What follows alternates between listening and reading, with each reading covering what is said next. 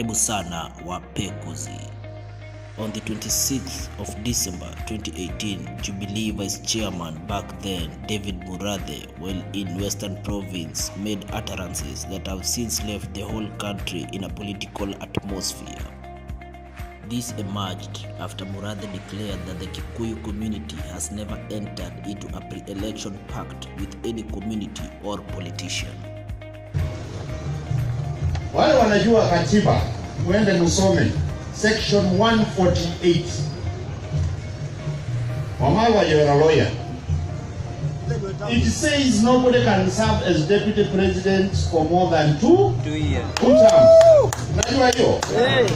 Kwa sababu hii serikali kama mnaunda na Uhuru, wewe unachukua mkate nusu na Uhuru anachukua nusu yake. Alafu unatisha mkate mwingine unatolewa wapi?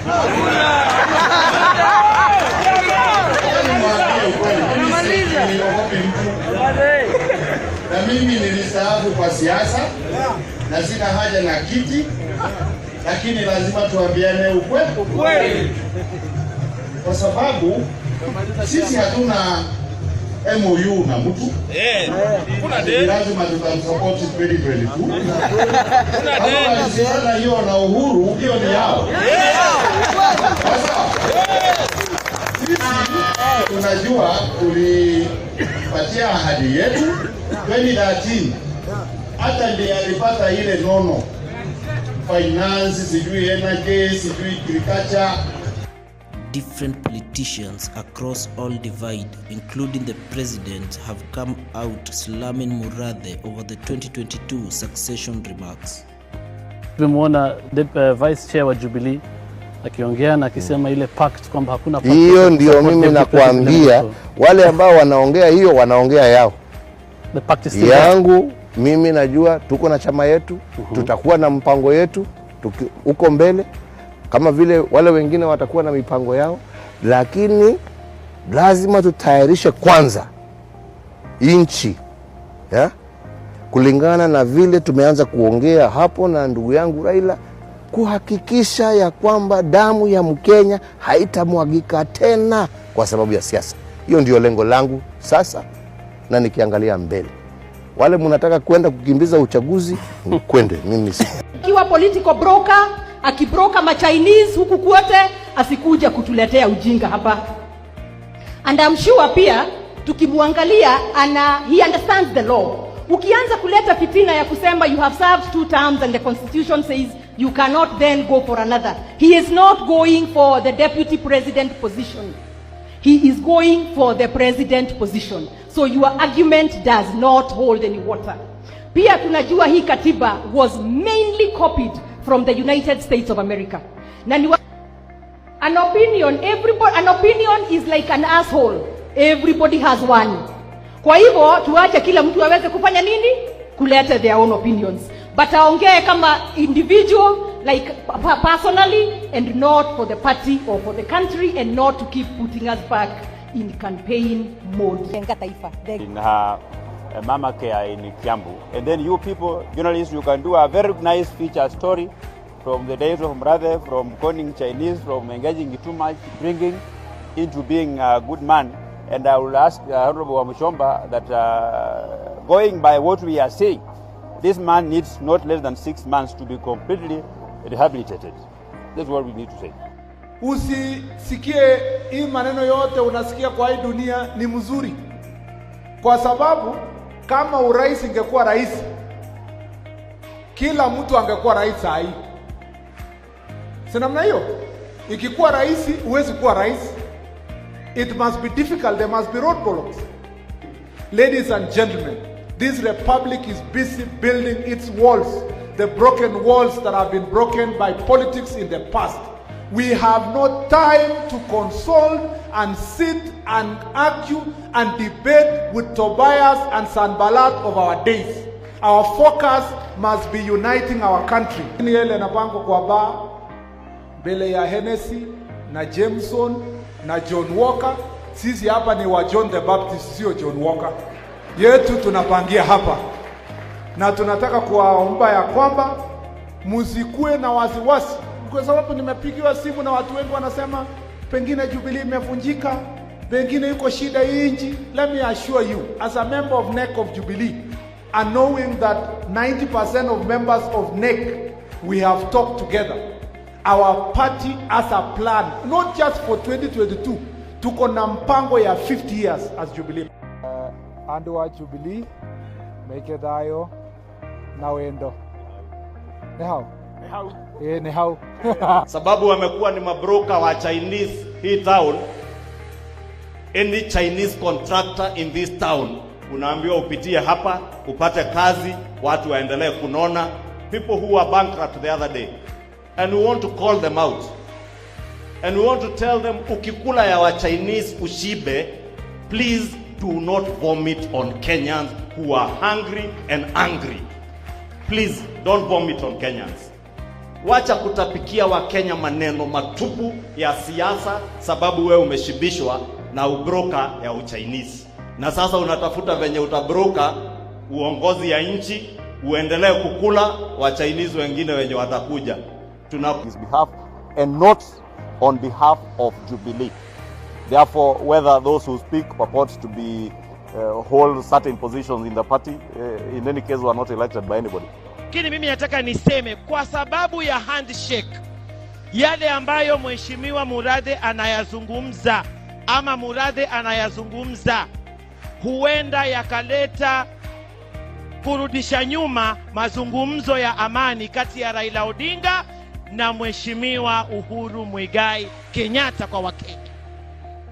Na hilo mimi nataka niseme ya kwamba Mheshimiwa Uhuru Kenyatta, Murathe amekuwa ni nyongo mkaliaini. Lazima uchunge sana na mtu anaitwa Murathe na matamshi yake. Hayazungumzii tu kwa niaba ya jamii fulani katika taifa letu la Kenya, lakini analeta ugomvi na utata katika taifa letu la Kenya. Kwa hivyo mimi nataka muwe macho sana. Juhudi zenu wewe na Mheshimiwa Raila Amolo Odinga, musikubali zirudishwe nyuma na watu wenye midomo isiyokuwa na breki kama Murathe. For some, we are supporting the deputy. We are not supporting the deputy, we are supporting the truth. Ile Mwenyezi Mungu alijua tuliosumbuka hapa. Na mtu ametuweka hii shida yote ni president mwenyewe. Yeye ndio alituonesha mambo ya kusema nini? 2022. Sio sisi. Yeye ndio alituambia mambo ya matusi ya kutukana Raila. Ni alilete. Kimundu geke, kimulethi geke, kimuthuri geke, mugoroki uyu, jama nimugetekera. Tutika ko mujibu ka dikeria kula jita kimundu geke. Who brought those statements? If there is somebody to be charged in a court of law for incitement, Kikuyus, between Kikuyus and Luos, Olu should carry the cruise. If we told us to go peacefully, we could have done that. And now, nasikia atu wameenda Mombasa, atu wanaenda kupanga cabinet. Cabinet ushindi ulikuwa ni wa Jubilee. Ni wa Jubilee. Na kama Uhuru amechoka afanye election immediately, let's go, so not for the party, for the presidential seat. Ifanywe saa hii. Hii mambo yote lima monga linikwishe. Watu wote wanalia. Girogon, watu wanalia. Gekomba, watu wanalia. Hakuna pahali kungara, watu wanalia. No business. Watu ya forest sawmillers, they are crying. Watu yetu hapa wote ambaye hawako pahali ya kukaa Rubagon, Molo, and all the other areas, they are crying. Hawana maisha. Hakuna serikali imesukuma Mkikuyu na kumweka kwa kona mbaya politically, economically kama hii serikali. And I'll say that straight away. And I'm ready to stand anywhere. Kuna nasema ataenda kotini. Which court is this going? Koti haiendeshwi na watu ya bangi. Koti inaongozwa na watu soba. David Murathe has finally bowed down to pressure and has since resigned as Jubilee's party vice chairman. A written statement, but I would like that we engage, all right? Because I have received a lot of inquiries and different media houses calling me and asking me to clarify certain issues about the statements attributed to myself, and sometimes also attributed to the Secretary General of the Jubilee Party. And people are wondering where we're coming from and where we're going with this. And I thought, instead of engaging individual media houses, we can have this conversation so that we clear some of the burning issues that you people would like clarified. So it's really not one way. I'd like us to have an interactive. I'm sure you mnajua kujipanga in a way each one of you wants to clear and clarify what is not clear. But right on the outset, I would like to state that I am obviously very disappointed that when we make certain pronouncements and utterances, people are now trying to drag in the party and also the person in the name of the party leader. Unajua hiyo ni kawaida, watu wakitaka kuuza magazeti. It used to be Raila this, Raila that, Uhuru this, Uhuru that.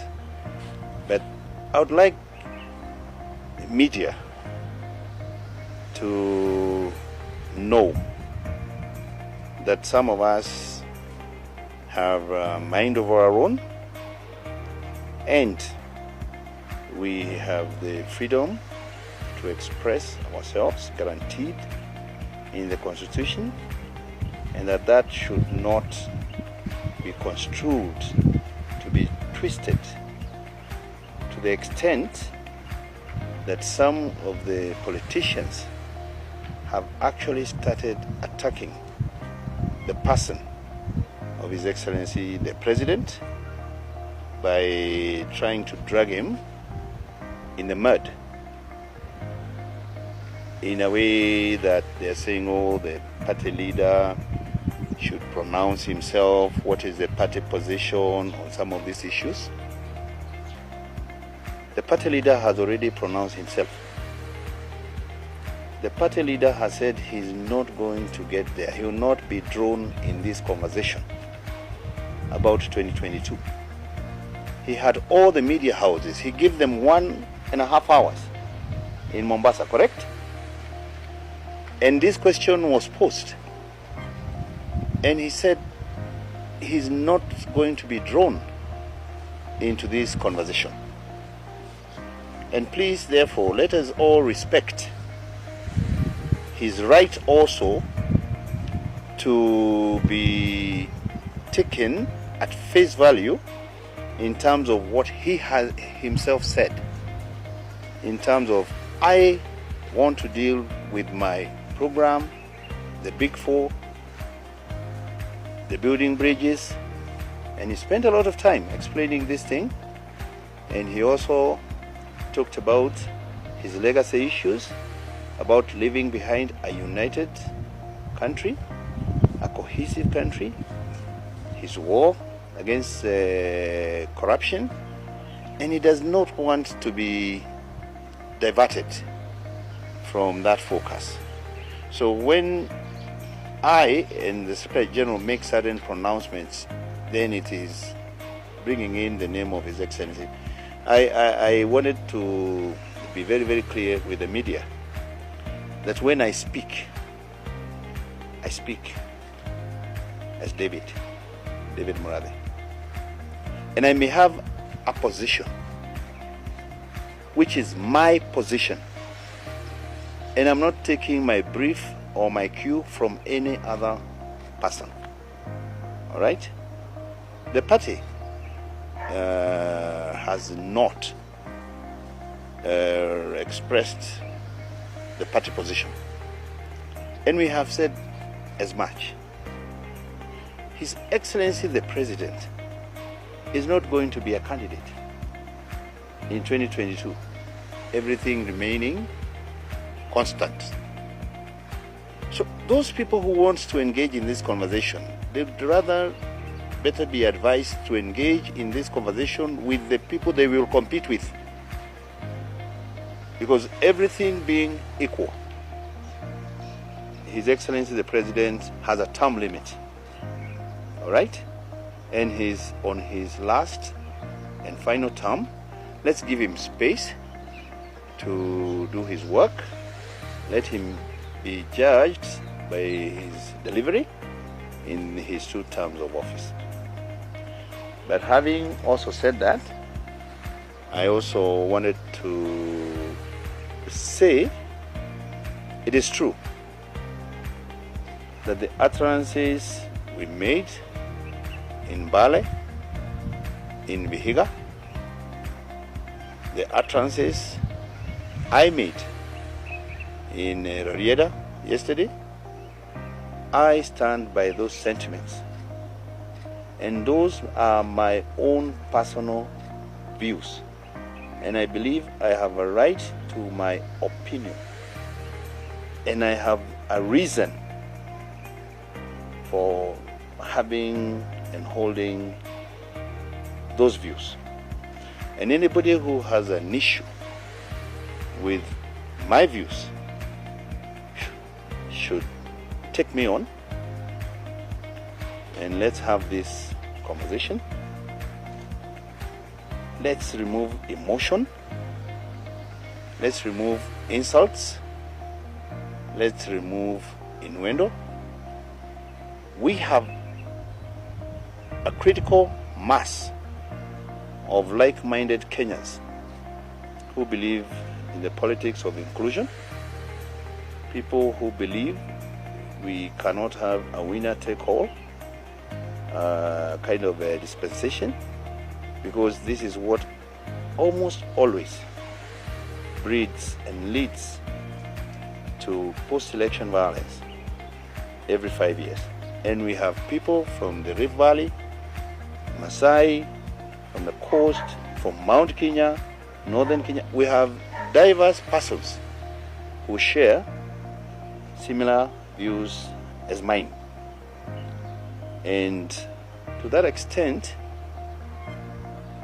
people should be mature enough to engage in a sober conversation. And the reason I ask you guys, because you are the people who can make or break this nation. Let's try and calm the political temperatures, because we are actually trying to manage expectations. By that, what do I mean? People keep talking about MOUs and that certain people promised certain people, if we do this, we support you. And this has gone down to a point where the expectations are so high that if, for example, certain sections of this country do not support that which has now been internalized, that pure recipe for eruption. And I personally feel that in order to manage those kind of expectations, it is important that we address ourselves to those issues now and not later. Because most of you know pressure cookers. If you do not vent and you let it to release, that thing becomes a bomb and it explodes.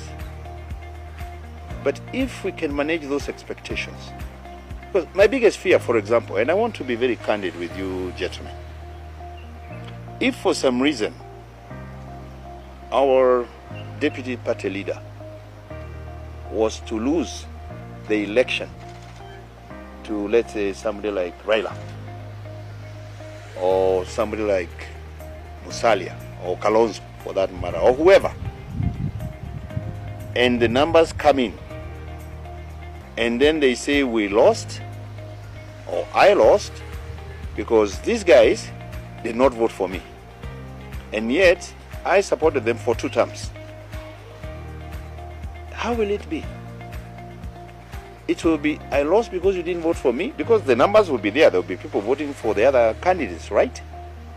And then it would be very easy for an eruption of a sense of betrayal. And once this thing kicks, it is not easy to manage. Let it be known right this early that there is no guarantee that that understanding cuts across the areas where they are kind of, if you don't vote for me, this will happen. That is what we are dealing with. I wanted to say Iwinjo, but I won't repeat that. But are we clear? If we're clear to that extent, I want to say yes, we're continuing with the people who are like-minded, and we're going to pursue legal interpretations and options about whether it is actually tenable for somebody who has served in the presidency, because this thing is an item, for 10 years to be able to contest for president, having served as deputy president for the 10. Because there is a lacuna in the law. And we are of the opinion, and that's a lot of us, that it is not tenable. Because you are elected on the same ticket, you are elected on the same platform. When the president is away, you become president. If for any reason the president cannot exercise his mandate, you automatically take over without having to go to the public for a fresh mandate. The older constitution was very clear, 90 days, and then you go to an election. This one you serve for the rest of the term. If you assumed before, actually, you cannot go for more than 2. You would actually just finish that one, and it is considered as one term. And somebody posed to me this question. Here is a situation where the president can only do 2 terms. Suppose he finishes his 2 terms. Can the president actually now become a running mate, let's say of his deputy or of another candidate? Do you support Murathe's remarks, or he just acted out of his own selfish interests?